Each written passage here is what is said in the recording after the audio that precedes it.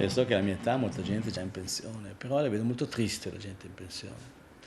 I know that people of my age retire. I see retired people as very sad. C'ho qualche anno in più. I feel exactly as I did when I started. I've something left, because I have some more years. I'm more detached from things, more mature. My enthusiasm is the same every time as it was for my first collection. Anzi, forse peggio, perché allora potevo anche sbagliare, nessuno... Now it's even worse, because then I could afford to make mistakes. Io ho addosso tutti. If I go wrong today, everyone will be on me.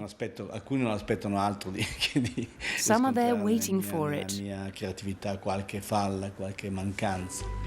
It looks like they may be waiting for quite a while longer.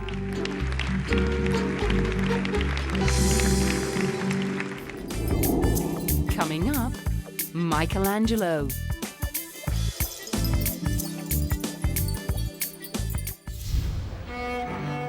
From the finest haute couture of one Italian master to the priceless artwork of another. A record-breaking Michelangelo exhibition is giving a rare insight into the drawings the artist didn't want anyone to see. Michelangelo Drawings Closer to the Master is the first Michelangelo exhibit at the British Museum in 30 years and has attracted almost 11,000 advance bookings. The display features 90 drawings by the Italian Renaissance sculptor, painter, poet and architect from collections in the British Museum, the Ashmolean Museum in Oxford and the Taylor Museum in Holland. It includes a collection of thumbnail sketches and red chalk studies which reveal the genesis of the painting of the Sistine Chapel roof in the Vatican Palace. Also on display are black and white chalk studies for the Last Judgment on the altar wall of the Sistine Chapel, architectural drawings for the Basilica of St. Peter's, and the drawings of the Crucifixion, which changed in style as Michelangelo reached the end of his own life.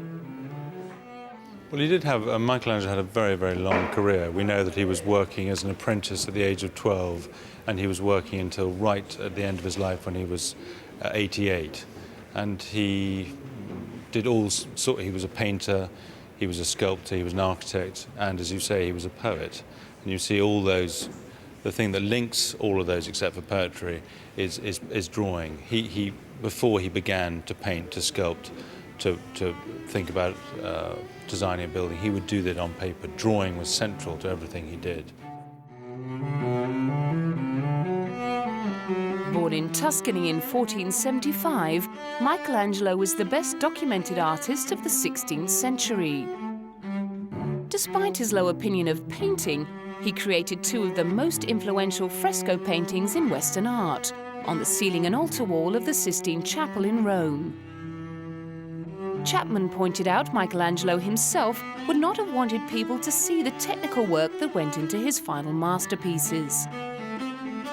I think he wants you to go and look at his finished work and not realise the labour that went into it. But I think looking at his drawings, you come away with a hugely enhanced appreciation of Michelangelo's genius. So I think in that respect he was wrong.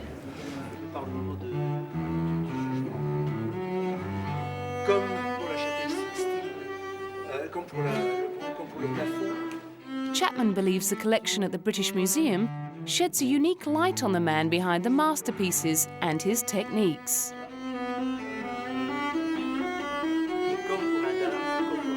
Between 1500 and 1504, Michelangelo sculpted David, which was to become the most recognizable statue in history, as well as an international symbol of strength and youthful human beauty.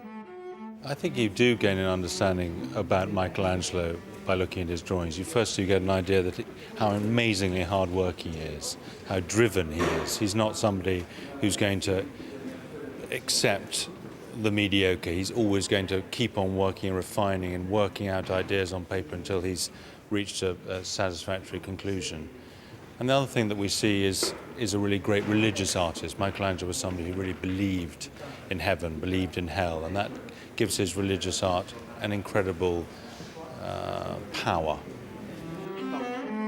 Working right up until his death at the age of 88, Michelangelo spent the last few years of his life making a number of drawings of the Crucifixion, writing much of his finest poetry, as well as carving the Pieta, which was originally intended for his own tomb.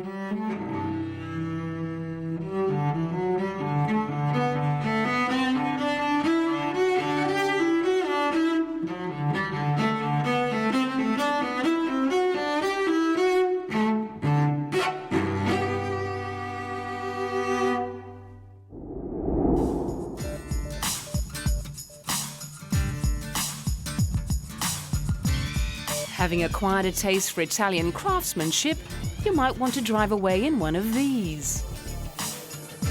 35 historic Ferraris dating from 1951 to 1989 went on auction at the exclusive Swiss resort of Gstaad.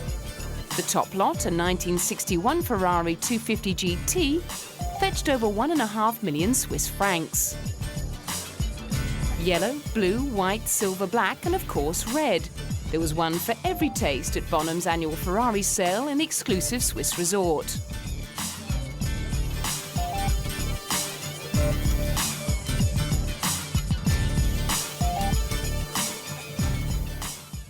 Should we say 475? 475 is bid at 475. 1,475,000 against you now, so another 25. Bonham's Europe's fourth Ferrari sale took over $5 million US. 1,475. 1.5? 1,475,000. It's going away, sir. The nicest, the quickest of these you'll find. 1,475, proven race history. And selling now. If there's no better bid, it's against you. We're selling the car. Are you all done? No more? The Queen Mary II may no longer reign as the world's largest cruise ship, but it still wears the crown when it comes to luxury. Relaunched in 2003 after a £550 million overhaul, Cunard's prize superliner spends most of the year ferrying guests between Southampton in England and New York. It stretches 345 metres in length. That's more than 40 metres longer than the Eiffel Tower and weighs 3 times the weight of the Titanic. There's space aboard for more than 2,600 passengers, with almost 1 crew member for every 2 guests. The vessel's 17 decks include 5 swimming pools, sweeping staircases, a grand ballroom, a 360-degree promenade deck, and a host of luxury shops. There's a theatre as well as a cinema. There's a casino, and there's an art gallery with £3 million worth of works on display for purchase. And of course, there's gourmet food in abundance, thanks to the ship's 15 restaurants and bars. Her designer, Stephen Michael Payne, is a truly proud man. Well, Queen Mary II is a true liner. She has all the attributes of the liner. She has the strong hull, she has the pyramid shape, she has the engines that are almost twice the power of a normal cruise ship. And more importantly, she has the hull shape that enables her to go through rough weather without damaging herself and yet making it very comfortable for her passengers. The cabins have the feel and look of a top-class hotel.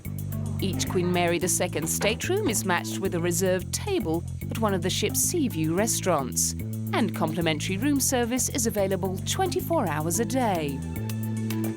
And when one tires of a life on the ocean wave, well, there's always shopping. Or an opportunity to enjoy some pampering at the world-renowned Canyon Ranch Spa Club.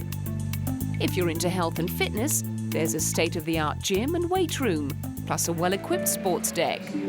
Or how about a visit to the planetarium, a wine tasting seminar, or a walk down history lane at the Maritime Quest exhibit? When the stars come out in the night sky, the Queen Mary II plays host to some very elegant soirees.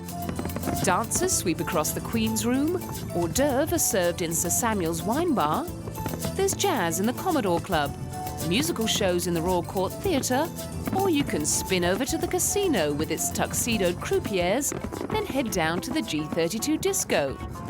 Or just retire to the chart room and the crooning tunes of a cabaret singer.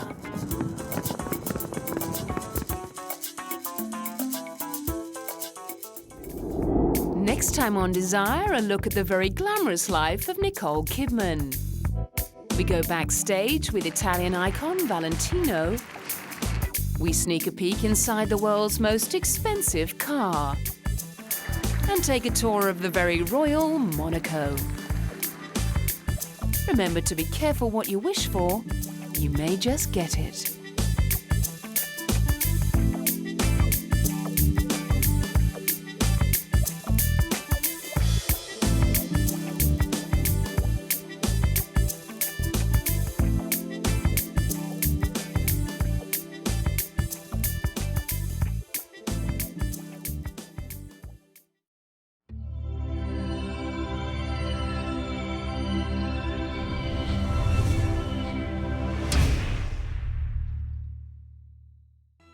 Three,